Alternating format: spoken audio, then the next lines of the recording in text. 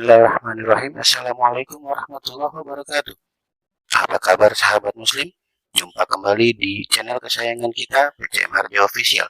Video tema kali ini adalah tentang bagaimana membagikan waris dengan adil sesuai dengan ajaran Islam bersama Ustadz Muntasir. Tonton terus supaya jangan gagal paham dan dukung terus channel kita dengan subscribe, like, view, dan komen. Terima kasih. Assalamualaikum warahmatullahi wabarakatuh. Bismillah. Assalamualaikum warahmatullahi wabarakatuh.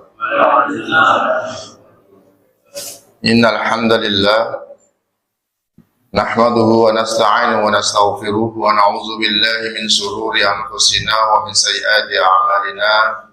May yahdihillahu fala mudilla lahu wa may yudlilhu fala hadiya lahu.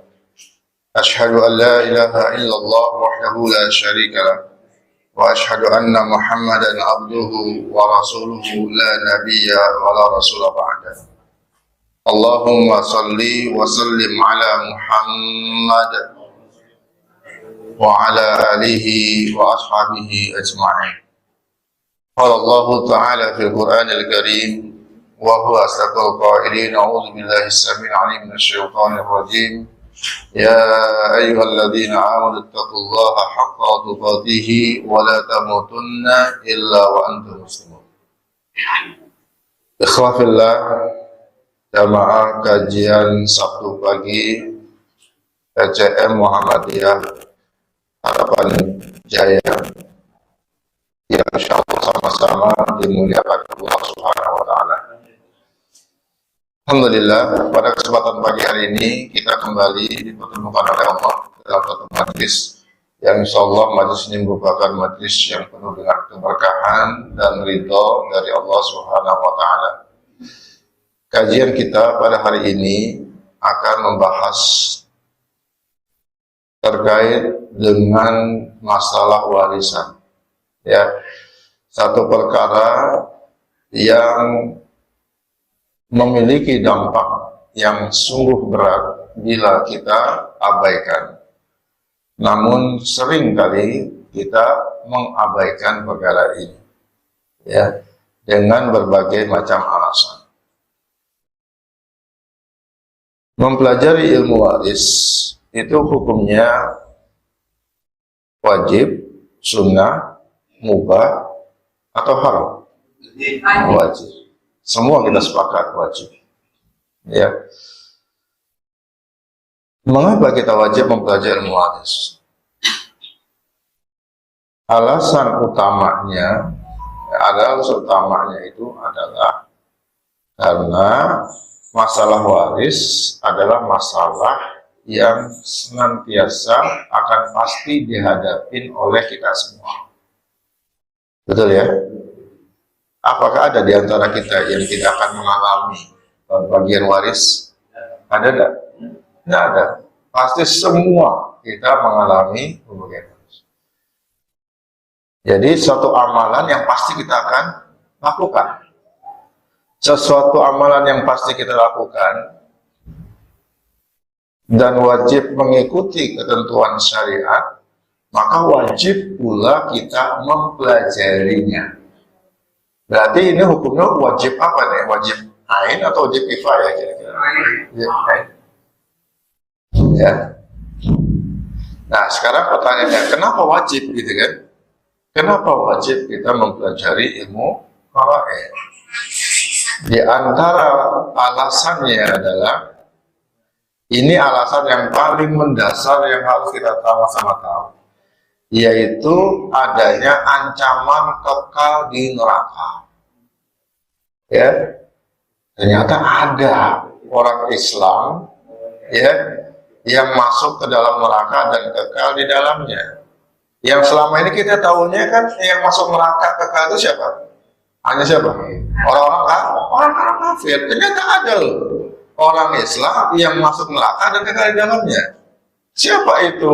Di antaranya adalah orang Islam yang menentang ketentuan Allah dalam membagi waris. Catat itu. Ini saya tempatkan sebagai alasan yang pertama kita harus baca waris. Karena berat Pak ancamannya. Dalam Al-Quran ayat yang ke-14 surah An-Nisa itu Allah tegaskan, wa may ya'sillaha wa rasulahu wa yata'adda hududahu yudkhilhu naran khalidan fiha wa lahu adzabun muhin. Ya, barang siapa yang bermaksiat kepada Allah dan Rasulnya, wa yata'adda hududahu, dengan menentang ketentuan-ketentuan Allah terkait dengan masalah waris, yudkhilhu naran khalidan fiha, masuk neraka. Ya, bahkan bukan cuma sekedar masuk, Pak. Khalidan fiha, kekal di dalamnya. Ya, ini nggak sembarangan. Ayat ini turun sebelumnya pada ayat yang ke-13. Allah berikan pahala yang sangat besar bagi siapa? Bagi orang yang ketika membagi waris ngikutin ketentuan Allah. Di ayat yang ke-13 ya. Di ayat yang ke-12 dan 11 Allah jelaskan secara rinci tentang bagaimana tata cara membagi waris. Di ayat yang ke-11 misalnya Allah atur bagaimana cara kita bagi waris untuk anak-anak kita, ya, untuk anak-anak kita dan orang tua dari almarhum, ayah ibu kita. Ya, di ayat yang ke-12 Allah atur tentang bagaimana tata cara pembagian waris suami dan istri. Rinci betul di situ Allah atur. Siapa yang mendapat setengah, siapa yang mendapat seperempat, siapa yang mendapat 1/8, siapa yang mendapat 2/3, siapa yang mendapat 1/3, siapa yang mendapat 1/6, diatur oleh Allah. Ya. Dan ini Allah yang langsung menjelaskan, Pak. Ya. Jadi Allah yang menjelaskan secara langsung tentang aturan main ini, Allah yang menjelaskan. Dan ini nggak pernah kita perhatikan di syariat-syariat yang lain itu nggak ada yang kayak begini. Ya, kita menganggap sholat itu adalah ibadah yang paling utama, gitu kan? Tapi apakah Allah mengatur tentang ibadah sholat di dalam Al-Quran, mulai dari takbiratul ihram sampai dengan salat apa di atas Allah? Tidak. Rasul yang menjelaskan. Ya. Tapi untuk urusan waris, Allah yang langsung menjelaskan secara rinci. Secara rinci Allah jelaskan. Ya. Makanya wajar. Ya, kenapa Allah itu ancam dengan ancaman kekal neraka? Udah dijelasin di bahasa kitanya nih, udah gua jelasin rinci, lu masih agak mau pakai juga kebangetan. Ya gitu. Bahasa Betawinya beginilah. Ya. Bapak punya perusahaan ini kan, udah Bapak buat itu aturan bagaimana aturan main kalau kita bekerja di perusahaan Bapak, udah jelasin begini nih A B C D, pokoknya jelas sekali. Datang karyawan, kucuk ya, kerja seenaknya baik, boro-boro dia mau ngikutin peraturan ke perusahaan kita, baca aja kagak mau. Gimana coba? Gedeg kagak kita sebagai pemilik perusahaan? Lah gedeg. Ya kira-kira beginilah ya. Dan alasan yang lain kenapa Allah menjelaskan urusan waris ini, masalah waris ini masalah yang sangat sensitif. Coba, jangankan nggak dijelasin, dijelasin aja oleh Allah, masih banyak di antara kita yang ngeyel urusan waris. Banyak keluarga yang hancur berantakan cuma gara-gara apa? Warisan. Betul kagak? Ya, padahal udah diatur secara rinci. Bagaimana kalau Allah nggak atur secara rinci? Udah semakin berantakan lagi keluarga kita. Gitu, ya. Tuh lihat tuh di dalam Al-Quran, ya. An-Nisa ayat yang ke-11, 12, 13, 14, dan satu lagi An-Nisa yang di ujung 176, ya. An-Nisa 176 itu membahas waris, Pak, secara detail. Ya. Kita cuek, Pak. Marah Allah, Pak. Ya. Oke. Ini kita ambil contoh sederhana aja dulu nih di ayat yang ke-11. Kita ambil contoh sederhana nih. Di ayat yang ke-11 coba dibaca di situ. A'udzubillahi minasyaitonirrajim.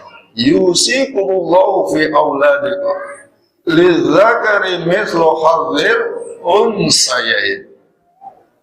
Kata Allah, ya, Allah telah mewasiatkan kepada kalian terhadap anak-anak kalian dalam hal pembagian waris. Kata Allah apa? Lidzakari mithlu hadzil unsayain.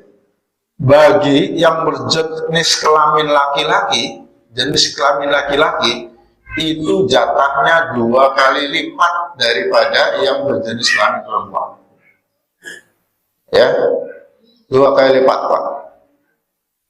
Dan di sini menggunakan bahasanya itu adalah jenis kelamin lidzakar, bukan menggunakan rajul. Kenapa? Karena masalah bagian waris itu penekanannya adalah bukan kepada karakternya, bukan kepada sifatnya, tapi kepada apa? Jenis kelaminnya. Ya, kalau kelaminnya dia laki-laki, meskipun karakternya seperti perempuan, tetap dihukumi dia sebagai laki-laki. Atau sebaliknya, kelaminnya perempuan, karakternya seperti laki-laki, tetap dihukumi dia sebagai perempuan. Begitu. Ya. Bagaimana kalau yang punya kelamin 2, laki dan perempuan?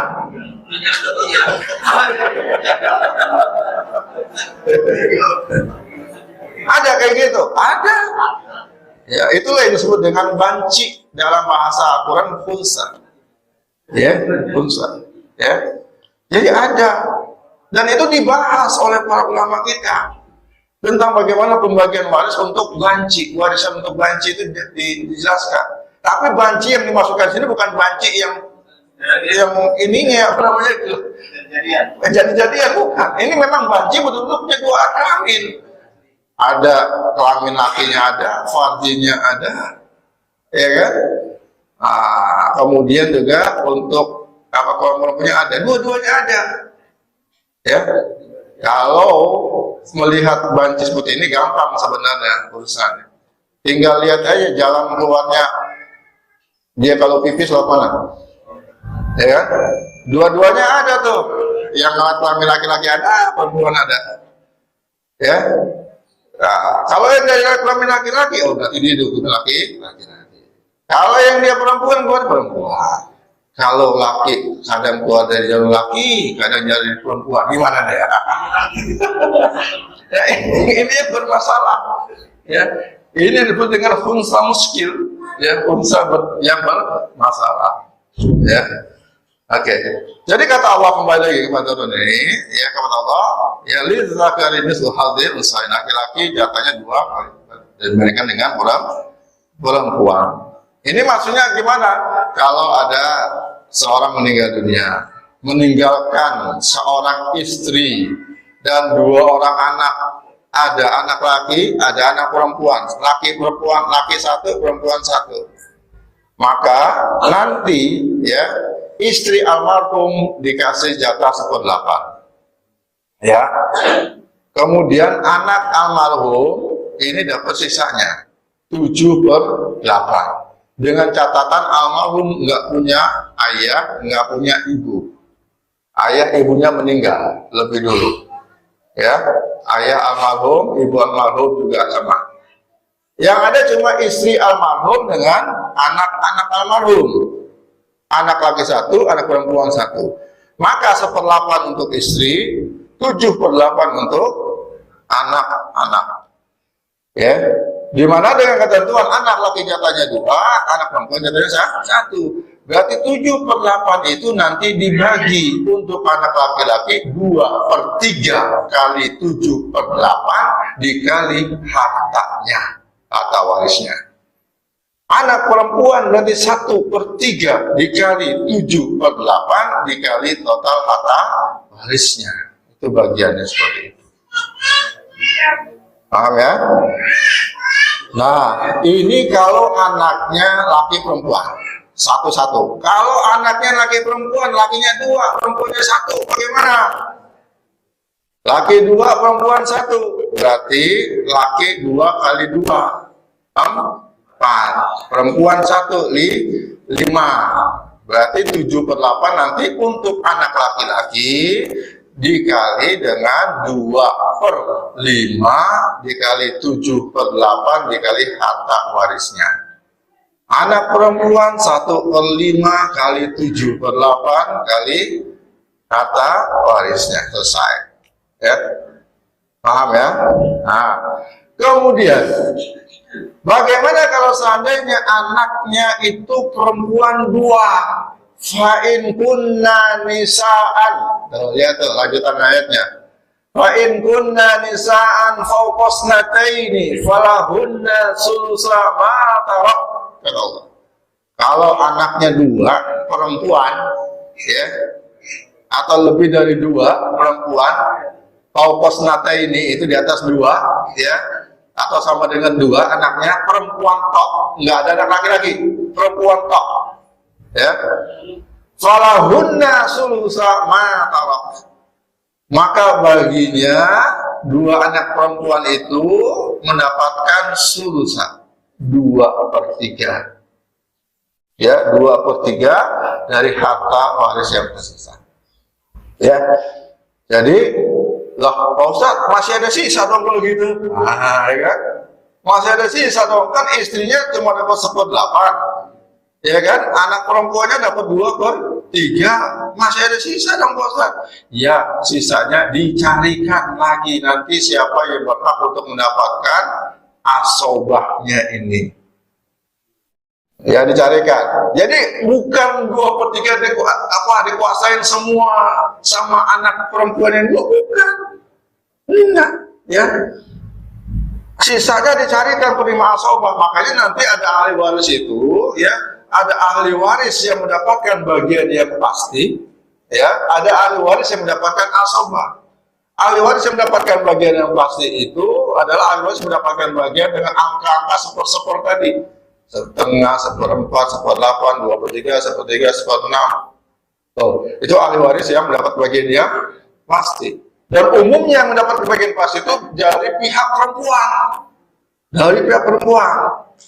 Ya, umumnya itu. Meskipun ada laki-laki yang juga mendapatkan bagian yang pasti. Siapa laki-laki yang mendapatkan bagian yang pasti? Contohnya adalah ayah.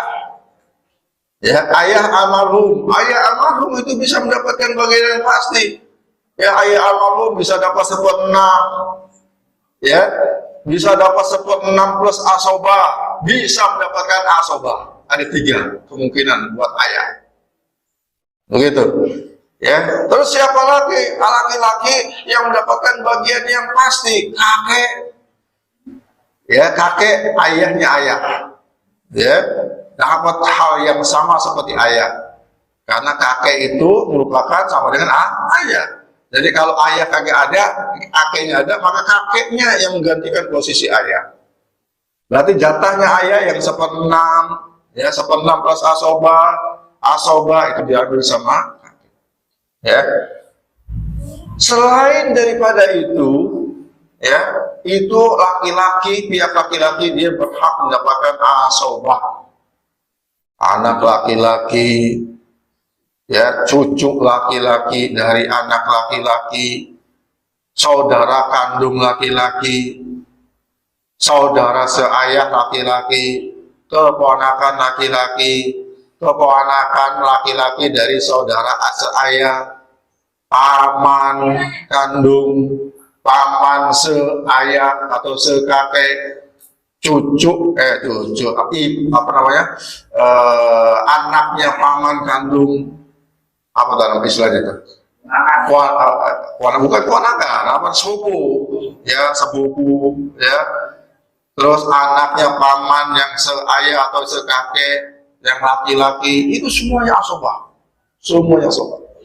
Ya, nanti kita belajar secara detail, ya, bagaimana syarat-syaratnya untuk mendapatkan bagian-bagian yang pasti, ya, dan juga bagian asobah. Kita lihat nanti. Intinya tadi, kita jangan beranggapan seperti kebanyakan orang saat ini yang ingin saya tekankan di sini. Ya, di keluarga kita kadang-kadang kalau ada yang meninggal, hanya meninggalkan seorang istri dan anaknya perempuan semua, udah itu hartanya dibagi anak sama istrinya aja dah. Betul kagak? Ya, padahal enggak. Jatah istri hanya 1/8, anak perempuan yang lebih dari 1 jumlahnya hanya 2/3. Kalau anak perempuannya 2, maka 2/3 dibagi 2. Anak perempuannya 3, 2/3 dibagi 3. Anak perempuannya 5, 2/3 dibagi 5. Enggak lebih. Enggak dibagi semua buat mereka, enggak. Nah, sisanya dicarikan asobahnya. Siapa? Di antara yang berpotensi mendapatkan asobah tadi itu adalah siapa? Saudara kandung laki-laki. Ya, saudara kandung laki-laki, dia yang berhak mendapatkan sisanya. Semuanya. Kalau seandainya saudara kandung laki-laki juga ada, saudara kandung perempuannya juga ada, maka sisanya itu dibagi 2/1.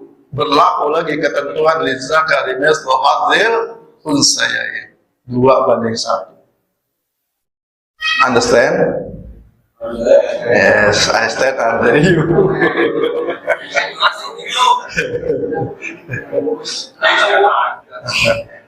Siap ya? Oke. Nah, fa'in lanjutannya. Fa'in kanat wahidatan.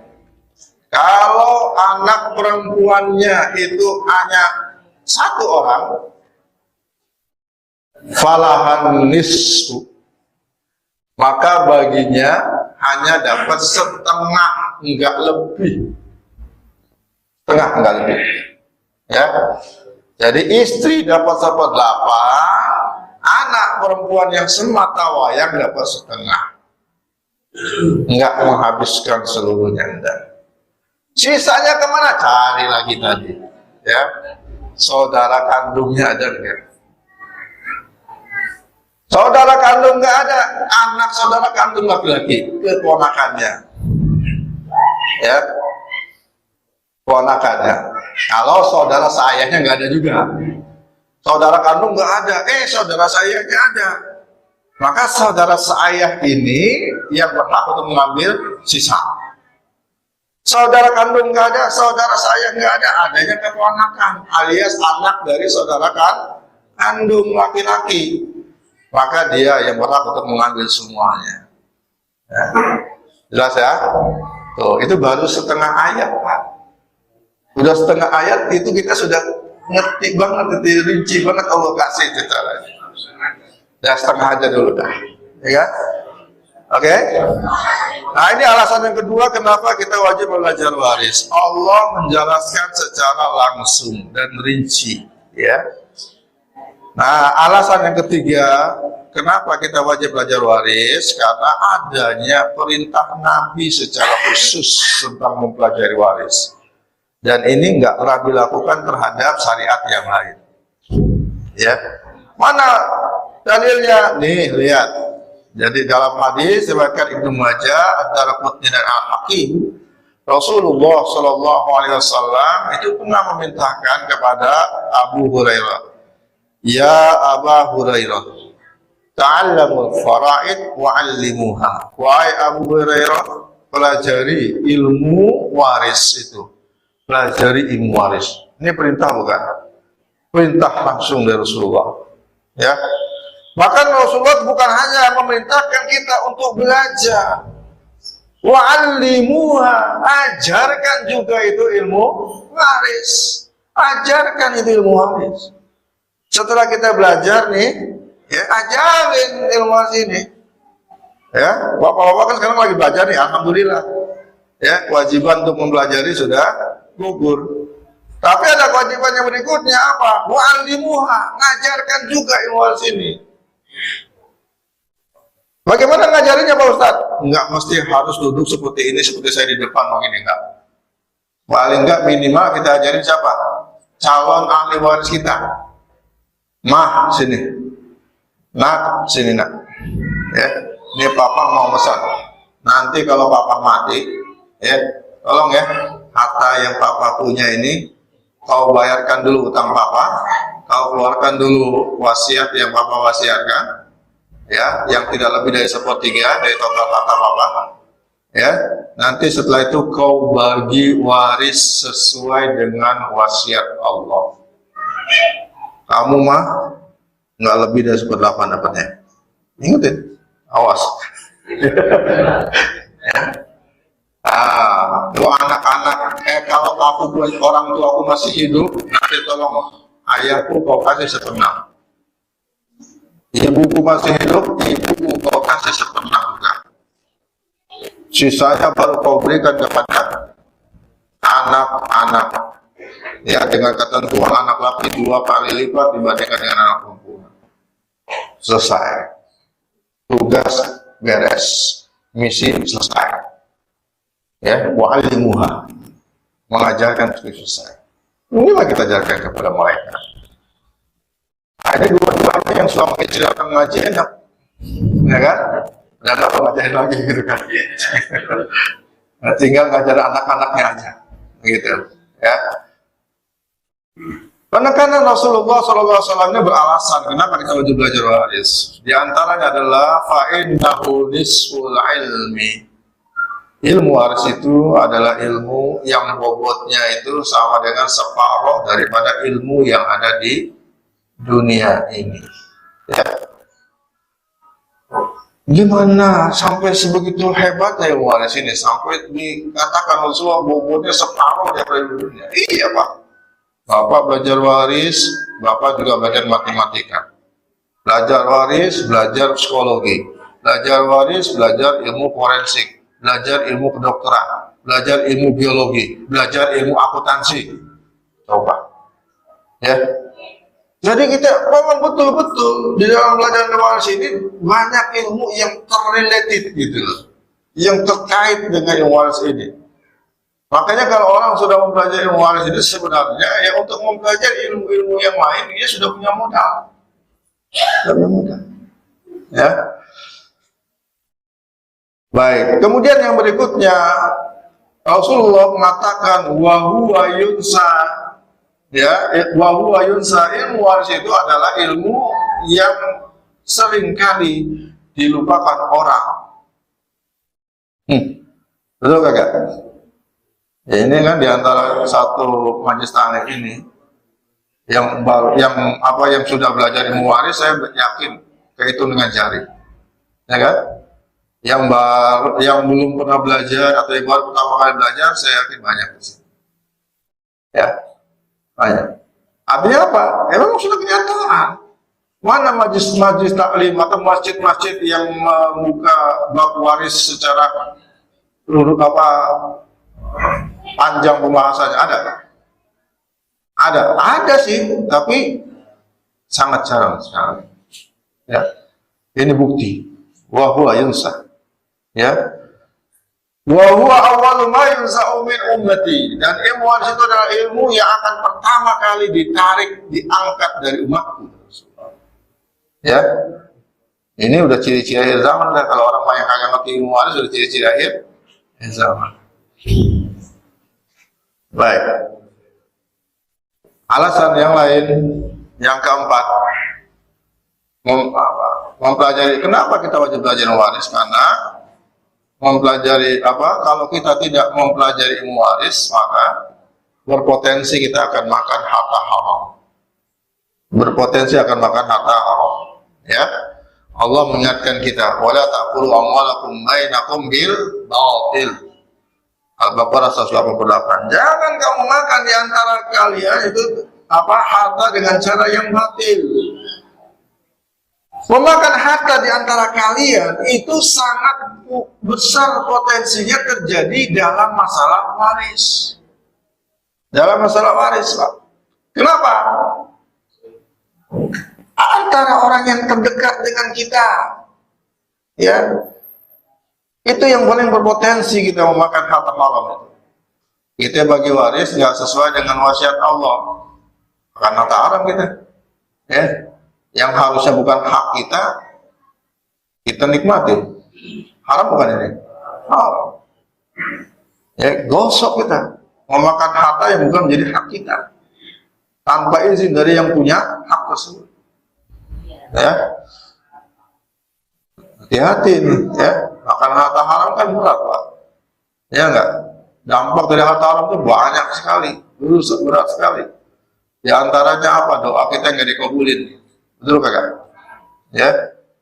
Summa dzakara rajul yutilu safar as'asa aghbar yamuddu yadayhi ila sama ya rab ya rab wa mat'amuhu haram wa mashrabuhu haram wa malbasuhu haram wa ghuziya bil haram fa anna yustajabu lidzalika Rasulullah. Kemudian Rasulullah mengatakan ada seorang laki-laki yang melakukan yutilu safar, ya, safar yang panjang dengan kondisi badan yang berdebu, rambut yang kusut, badan berdebu. Yamuddu yadayhi sama, dan dia mengangkat kedua tangannya ke langit. Kemudian mengulang ya Rabb, menyebutkan asmaul husna, merupakan salah satu wasilah untuk bisa dijabah doa seorang hamba. Apa yang dilakukan oleh laki-laki ini adalah perkara yang membuat doanya pasti diijabah. Yutilu safar misalnya, melakukan safar yang panjang, itu adalah kesempatan untuk berdoa supaya diijabah. Dalam hadis yang lain Rasulullah mengatakan salatun da'awat mustajabat la sakka fihinna. Ada 3 perkara doa, ya, yang pasti diijabah oleh Allah. La sakka minha, enggak ada keraguan di dalamnya. Enggak ada keraguan di dalamnya. Ya, apa saja itu? Doa siapa saja yang pasti diijabah? Yang pertama adalah da'watul mazlum. Doa orang yang dizalimi. Ya, ini peringatan ini, ya, bagi orang yang suka dizalimi, yang sering dizalimi, ya. Ini Anda nggak usah berkecil hati. Itu adalah kesempatan Anda untuk meminta kepada Allah untuk kebaikan diri Anda sebanyak-banyaknya. Ya. Dan hadis ini juga merupakan satu peringatan bagi siapa? Bagi orang yang suka berbuat zalim. Hati-hati ente, jangan sembarangan zalimin orang lain. Entah kalau didoain sampai dizalimin, ente bisa susah, melarat, sengsara. Pasti dijawab doa ini zalimin. Ya, ini peringatan buat kita. Kemudian yang kedua adalah da'watul musafir. Doa orang yang safar. Kenapa doa yang safar ini diijabah? Karena orang safar itu sebenarnya posisinya dia itu posisi yang letih, lelah. Dalam keletihan dan kelelahan itu biasanya seseorang itu ya sudah memasrahkan diri kepada Allah. Itulah saat yang tepat kita minta kepada Allah. Ya, makanya orang yang safar ini, Pak, ya, sebenarnya meskipun dia itu senang, kelihatannya senang, padahal fisiknya capek, Pak. Betul kagak? Nggak usah jauh-jauh kita safar ke Mekah atau ke mana, ke Madinah misalnya. Safar ke Al-Jabar aja, Bandung, ya kan? Yang jaraknya cuma 140 kilo, ya, 2 jam perjalanan, ya, itu fisik kita lelah sebenarnya. Meskipun kelihatan bahagia, begitu ya. Nah, ketika kita safar itu saat yang tepat untuk kita berdoa kepada Allah. Minta sama Allah dijabah. Ya, jadi makanya Pak Bu, kalau ada orang safar, itu yang paling tepat yang kita minta itu adalah minta tolong doain kita. Ada tetangga mau umroh, ada tetangga mau haji, kita minta doa dari dia, tolong doain aneh ya. Untuk aneh punya hajat begini-begini, tolong ente doain deh dalam safar ente. Ya, ini jangan kita orang mau safar kita minta oleh-oleh, jangan lupa oleh-oleh ya. Ini yang paling pertama yang diminta. Betul kagak? Oleh-oleh yang paling minta pertama, ya, bukan minta doa, minta oleh-oleh. Ini keliru, ya. Da'watul musafir. Dan yang ketiga adalah da'watul walidi ala waladi. Doa orang tua kepada anaknya, ya. Nah, ini saya ingatkan, jadi bapak dan ibu, sekesel-keselnya kita sama anak, ya, sekecewa-kecewanya kita sama anak kita, jangan pernah kita melontarkan kata-kata yang membuat dirinya sakit atau sengsara. Jangan pernah. Kalau bisa di saat kita sedang kesal, sedang kecewa, doain yang baik-baik lah. Seperti orang tuanya Syekh Abdurrahman bin Sudais. Betul tak? Ya, waktu Abdurrahman bin Sudais masih kecil, ya, masih kecil, dia itu bikin kesel orang tuanya, Pak. Tapi apa yang dilakukan oleh orang tua Abdurrahman bin Sudais saat itu? Dia berdoa, ya, semoga kelak kau jadi orang Jadi setelah dewasa kau telah menjadi imam Masjidil Haram. Ternyata doanya dikabul. Ya, jadi bapak gitu juga. Ya, kalau anak ngeselin kita, doain yang baik-baik aja dah. Ya, insyaallah. Ya, baik. Jadi kita memakan harta haram itu sangat besar potensi terjadinya itu kepada siapa dalam urusan waris. Maka itu alasan kenapa kita wajib mempelajari waris. Ya. Kemudian yang berikutnya, yang kelima alasannya langkahnya ilmu waris. Ya, sampai-sampai Rasulullah SAW mengatakan, ya nanti suatu saat katanya ada masa di mana ya kita itu mengalami konflik dalam masalah warisan, ya sengketa dalam masalah warisan, nyari solusi ke sono kemari, ya kagak ada yang bisa jawab, kagak ada yang tahu jawabannya. Nanya ke Ustadz A nggak bisa, nanya ke Ustadz B kagak bisa, ke Ustadz C kagak bisa, udah kagak ada yang bisa jawab dah. Gitu. Akhirnya betul-betul dia kagak menggunakan syariat Allah dalam masalah ini. Dia kembali kepada hukum positif, dia kembali kepada hukum adat, ya nggak dipakai lagi hukum Allah. Karena nggak banyak yang tahu tentang waris. Itu alasan yang kelima. Dan alasan yang keenam adalah mempelajari waris itu sejajar dengan belajar Quran. Ya, bobotnya itu sama seperti kita mempelajari Al-Quran. Ini perkataan dari Umar bin Khattab yang mengatakan ta'allamul faraid kama tata'allamunal Qur'an. Pelajari ilmu faraid sebagaimana kalian mempelajari Al-Qur'an. Ya. Ini ya perkataan daripada Umar bin Khattab. Ya. Kenapa? Karena alasan yang pertama tadi, aturan waris itu semuanya ada di Al-Qur'an. Mayoritas ada di Al-Qur'an. Makanya ketika kita belajar waris sama seperti kita belajar Al-Qur'an. Gitu. Bobotnya seperti itu. Ya. Baik, kemudian yang ketujuh, alasan kenapa kita perlu wajib belajar waris karena untuk mencegah terjadinya perpecahan keluarga. Ya. Ada 8 orang bersaudara, 7 orang belajar waris, 1 orang nggak belajar waris. Kira-kira ada potensi konflik nggak Pak? Masih ada konflik, ya. Apalagi kalau 8 orang kagak ada yang belajar, cuma 1 orang yang kagak belajar, potensi konfliknya ada. Ya, apalagi kalau semua yang kagak belajar. Kenapa? Karena mungkin yang 1 orang ini perempuan Pak, ya, yang 1 orang perempuan. Dia kalau pakai apa namanya, karena dia kagak ngerti tentang luar, pokoknya dia kepengennya dibagi rata aja dah, kan gitu ya. Yang adil dibagi rata, ya. Loh, yang 8, yang 7 orang ini saudaranya mengatakan, oh enggak deh, ya. Laki-laki di dalam Al-Quran itu diatur 2 kali jatahnya dibandingkan dengan perempuan. Adek cuma 1 kali abang dapatnya jatahnya. Nggak bisa bang, harus rata bang, itu adil. Abang nggak tega apa sama orang tua? Ya kan? Kalau abang nggak adil, abang nggak, berarti sama aja abang nggak tega sama orang tua. Justru terbalik dia ngomong ini. Terbalik, karena kagak punya ilmu dia ngomong seolah-olah dia yang benar. Karena konsep adil itu harus sama katanya. Aduh, ini kayak gini, ya. Nah, jadi ada sebuah keluarga Pak, sebelum kedua orang tuanya itu meninggal, ini baik-baik aja hubungan adik kakak, ya. Yang paling tua dengan yang paling muda itu ada baik-baik aja dah. Ya biasa itu mah biasa. Pas Gidal meninggal dunia nih, bapak ibunya meninggal, udah kagak pada mau saling tegur sapa gitu ya. Bahkan ada saling ancam mengancam. Ada nggak kayak gini? Lah banyak, banyak banget yang kayak begini, model kayak gini nih.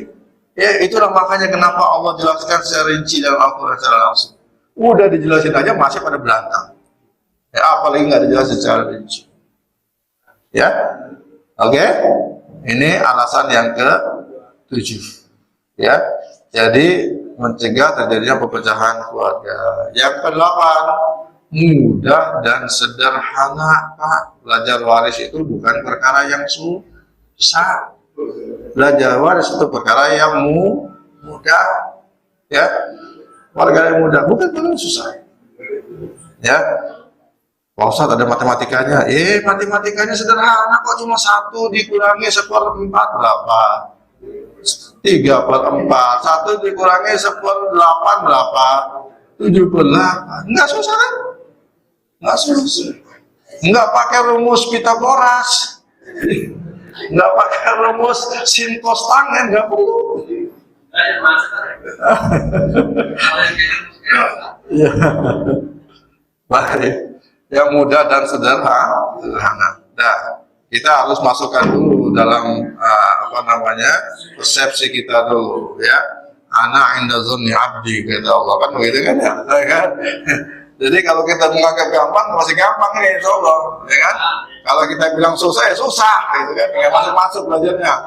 Nah, jadi kita harus menganggap gampang aja, gitu ya. Oke, dan yang 9 yaitu banyaknya penyimpangan. Ini ya, banyaknya penyimpangan, ya. Jadi karena banyaknya penyimpangan, supaya kita nggak menyimpang dalam pembagian waris, belajar. Ya wajib belajar. Oke, bagaimana penyimpangannya? Ada 11 poin, Pak. Ini udah 1 jam saya bahas, ya. 1 jam, nggak mungkin saya tambahin lagi di 11 poin ini. Mau sampai jam 12. Sampai 12. Oke? Baik, sampai sini dulu. Pak kumpul 1 jam, ya, kita berikan tanya jawab. Silakan Ustaz Yasir.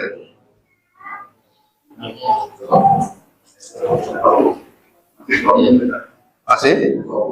20 menit lagi. Ya, baik, kita lanjutkan aja materi, enggak apa-apa. Ya, saya akan lanjutkan lagi. Ya, jadi banyaknya penyimpangan. Oke. Ini kok kelibet-libet ini.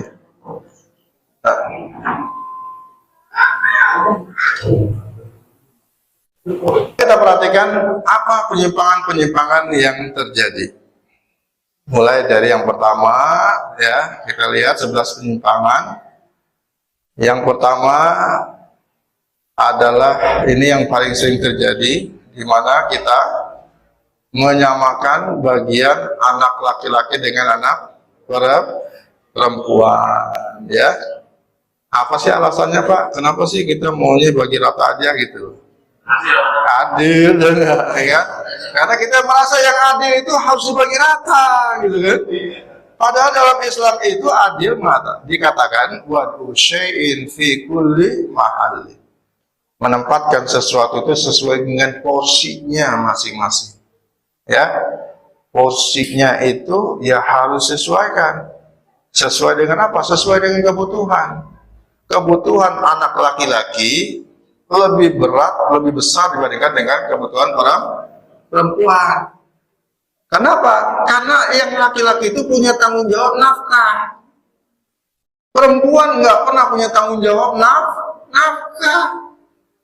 Ya, yang punya tanggung jawab nafkah itu hanya laki-laki. Makanya seorang perempuan itu enak sebenarnya, hidup jadi perempuan itu enak. Ya kan? Kagak perlu repot-repot nyari duit, kagak perlu. Ya, karena duitnya udah ditanggung tuh, nafkah ente udah ditanggung sama suami, dah tenang. Ya, nggak perlu repot-repot kita itu. Ngeyel kita ini kan, ya kan, minta disamaratakan sama gender, persamaan gender. Ini di kabinet katanya nih jatah perempuan belum sebanding dengan laki-laki. Makanya kemarin Mbah ya, insyaallah menuntut diberikan kedudukan yang sama laki dan perempuan dalam hal pekerjaan. Waduh, ya. Perempuan nanti kita punya tanggung jawab untuk nafkah. Kalaupun misalkan nih, mohon maaf nih, ya, ada seorang meninggal dunia, meninggalkan seorang istri, 2 orang anak yang masih balita, ya, yang masih belum balik, ya. Ini tanggung jawab nafkah 2 anak yang belum balik ini tanggung jawab siapa? Apakah tanggung jawab istri almarhum? Bukan. Istri almarhum nggak bertanggung jawab ini terhadap dua orang anak yang tinggal mati oleh suaminya, nggak bertanggung jawab. Ini kan kita enggak pontang panting ya enggak istrinya ini, ya sampai dia kerja, wah yang seharusnya bukan fitrahnya dia, begitu kan dia jalanin itu. Dalam rangka apa? Saya untuk menghidupkan anak saya Pak, yang baru saja tinggal mati sama suami saya, bapaknya meninggal kemarin. Jadi saya harus terpaksa kerja seperti ini. Ente nggak perlu kerja capek-capek. Kenapa? Ini tanggung jawab dua orang anak yatim yang mati oleh suaminya ini, tanggung jawab daripada bapaknya almarhum kalau ada, dan kalau punya kemampuan. Kalau seandainya bapaknya almarhum dia tidak punya kemampuan, maka kembali kepada saudara kandung laki-lakinya dari almarhum. Laki-laki lagi jatahnya nggak ada, ya nggak ada, budak-budak perempuan tuh nggak ada, ya. Makanya di sini ya, tolong ini perhatikan baik-baik ya, jangan kita menuntut sesuatu yang bukan hak kita, ya. Yusikumullahu fi auladikum lidzakari mislu hadzil unsayai. Itu yang pertama, ya, penyimpangan yang pertama. Ya mudah-mudahan kita nanti nggak menyimpang lagi lah ya. Yang kedua, alasannya adalah seringkali kita itu melakukan penyimpangan, menunda-nunda pembagian waris. Ini penyimpangan yang kedua. Ada di antara kita yang meninggal pagi, malamnya langsung dibagi waris? Ada? Agak ada. Dia mulai tetangga katanya. Ya. Kumpulan belum kering, kumpulan belum kering, udah mau waris, kembali katanya. Belum tahlilan selesai katanya, udah bagi-bagi waris. Waduh, repot yang gini. Dia kagak paham dia konsep masalah harta milik itu seperti apa. Karena Allah mengamanatkan harta itu kepada hambanya yang masih hidup. Dasar harta itu milik siapa? Harta itu milik Allah. Harta milik Allah. Dan Allah titipkan kepada hambanya yang masih hidup. Ketika hambanya yang masih hidup itu, yang dititipkan harta itu meninggal dunia, ya, maka harta itu kembali kepada siapa? Kembali kepada Allah yang punya. Kan gitu. Dan Allah setelah itu mewasiatkan siapa yang berhak untuk memiliki berikutnya. Wasiatnya di dalam Nisa, Quran surat Nisa ayat 11, 12 dan 170a. Itu wasiat Allah. Jadi siapa yang menjadi pemegang hak guna yang berikutnya itu adalah An-Nisa 11, 12 dan 176. Udah diatur sama Allah. Ini kagak. Ya. Lu kuasain ya, lu kuasain. Yang penting lah kalau cuma ditunda sehari 2 hari, ya, seminggu 2 minggu, ini masa mending, ini masa tahun 2 tahun belum dibagi. Bahkan ada yang sampai berpuluh-puluh tahun belum dibagi. Alasannya apa? Belum meninggal itu istrinya, ibunya belum meninggal. Ya, agak enak kita mau bagi-bagi masih ada ibu, ya kan? Ini asumsi yang keliru. Jadi alasan menunda waris itu memang macam-macam ya. Ada yang alasannya untuk menguasai harta. Ya biasanya siapa tuh yang punya ini? Yang punya hasrat menguasai harta itu siapa? Pasangan hidupnya, Pak. Dia merasa yang paling lama hidup bersama dengan almarhum. Kalau suaminya yang meninggal, maka istrinya yang paling berpotensi untuk menguasai harta suaminya. Kalau istrinya meninggal, maka suaminya yang berpotensi untuk menguasai harta. Ya, padahal mereka itu jatahnya hanya maksimal 1/4 untuk seorang istri. Kalau almarhum nggak punya anak, ya maksimal 1/2 untuk seorang suami kalau almarhumah tidak punya anak. Kalau punya anak, istri 1/8, suami 1/4. Udah, saya, ya nggak lebih dari itu. Nggak boleh kita menguasai. Ya, kalau kita menguasai seorang istri misalkan menguasai lebih daripada 1/8, berarti sama aja dia makan harta anak yatim. Makan harta anak yatim. Walaupun anaknya, ya ini makan anak yatim, anaknya, ya. Ya, itu alibi yang pertama, alasan yang pertama. Yang kedua alasannya menunggu laku dijual. Pak Ustadz gimana mau kita bagi waris orang rumahnya atau-atunya yang lagi tempatin, ya anak banyak gitu kan. Gimana coba mau kita bagi-bagi waris ini, ya belum dijual Pak Ustadz. Entar kalau udah dijual baru kita bagi-bagi waris, gitu, kan? Kan begitu mulai kan? Ini keliru. Karena bagi waris itu nggak mesti harus dibagi duit. Ya, bagi waris itu bisa hanya dibagi dengan persentase saham kepemilikannya. Ya, ini rumah cuma ada satu, ya kan? Anak ada 5, ya, istri 1, mending istri cuma 1 ya. Kalau istrinya 4 ya Pak, kan ribet lagi. Kalau istrinya 4 coba, loh itu istri yang 4 atau 4 di rumah itu tinggalnya enggak, yang tinggal di situ cuma istri yang nomor 1, nomor 2, nomor 3, nomor 4 dikontrakan. Ya, nah ketika suaminya meninggal, apakah istri yang dikontrakan gak berhak dapat rumah tersebut? Berhak, ya gak berhak. Emang waktu masih itu dia cuma dikasih kontrakan nih di rumah kontrak. Kalau meninggal dia berhak dapat rumah tersebut. Ya, udah tinggal bagi sahamnya aja. Udah istri almarhum 8, anak 5, 2 laki-laki, 3 perempuan coba. Ya kan? 2 laki-laki, 3 perempuan. Laki-laki kali 2 berarti 4 tambah 3, 7. Berarti sisanya dibagi 7. Ya, untuk istri almarhum dikasih 1/8. 1/8 dikalikan persentase sahamnya 100%, itu sama dengan berapa? 12,5%. Betul ya? 12,5%. Terus anak laki-laki berapa? Ya, karena anak laki-laki adalah 2 bagian, berarti 2 kali 1, berapa?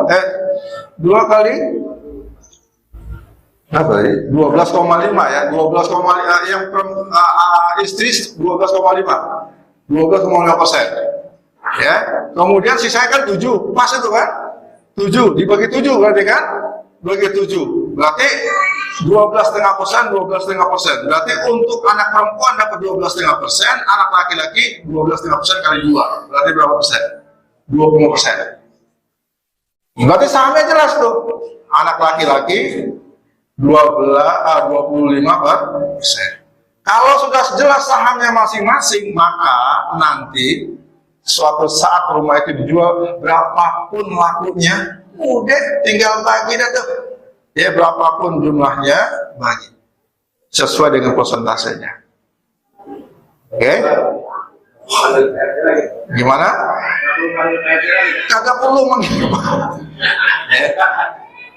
Panggil nggak apa-apa, ya, kita kasih uang kerahiman, uang denger pada nggak masuk, ini kan udah semuanya udah dipilih sama apa anaknya kan, ada anak laki-laki udah semua diambil sama laki-laki perempuan, ya nggak ada. Oke, baik, kita lanjutkan sedikit lagi. Yang berikutnya adalah oh ya, satu lagi yang saya ingatkan, ya. Dengan kita menetapkan persentase ya kepemilikan saham, maka kalau ada penghasilan dari harta yang ditinggalkan, penghasilannya itu juga dibagi sesuai dengan persentase saham. Rumahnya disewain, laku 100 juta 1 tahun, maka duit 100 juta itu dibagi untuk istri almarhum 12,5%, ya, anak perempuan 12,5%, anak laki-laki 25%. Begitu. Dibagi seperti itu. Ya, jadi bukan dikuasain sama istri almarhum itu hasil uang kontrakannya, bukan. Karena sudah milik bersama. Gitu ya. Alasan yang ketiga, menunggu ayah ibu wafat ini ya, yang sering kita temukan ya. Ayahnya belum wafat atau ibunya belum wafat, ntar aja kalau udah wafat baru kita bagi waris, salah ya. Dan yang terakhir ada pesan jangan dibagikan. Ya, jadi bapaknya dulu waktu masih hidup dia pernah pesan, katanya yang almarhum waktu itu pesan, nanti kalau bapak meninggal tolong kau jangan bagikan dulu harta warisan ya, sebelum ibumu meninggal. Nah, ini pesan yang keliru ya. Kalau kita dapat pesan kayak gini jangan jalanin, ya. Dan abaikan saja. Kita abaikan pesan dari manusia, tapi kita ikutin pesan dari Allah. Segera kita tunaikan. Oke? Bagaimana? Ya, cukup? Cukup ya. Nah, ini ancaman-ancamannya ya nanti sedikit lagi sebenarnya ya. Ya kan? Ini ada ancamannya. Kalau kita mengabaikan ini, yang menunda atau waris ini, maka terancam gitu itu akan makan harta anak yatim. Ya, tadi kan jelas kan? Makan harta anak yatim tadi. Seorang ibu bisa makan harta anak yatim dari darah daging sendiri. Ya, dalam masalah warisan. Makanya peringatan Allah tentang masalah makan harta anak yatim itu adanya pada satu ayat sebelum warisan. Ayat yang ke-10 itu dijelaskan. Innal ladzina yaquluna amwalal yatama zulman innama yaquluna fi butunihim nara wa sayaslawna sa'ira. Tuh, jelas sekali. Ancaman buat makan harta anak yatim. Maka hati-hati ya. Yang kedua, makan harta anak yatim, makan harta haram, ya ancamannya udah pasti, ya kan? Kemudian tidak amanah, karena Allah perintahkan, ya supaya kita segera menyampaikan amanah kepada siapa? Kepada ahlinya. Ahlinya itu siapa? Ahli waris. Ini harta ini adalah amanah Allah. Yang Allah berikan harus diberikan kepada siapa? Kepada ahli waris. Harus segera diberikan.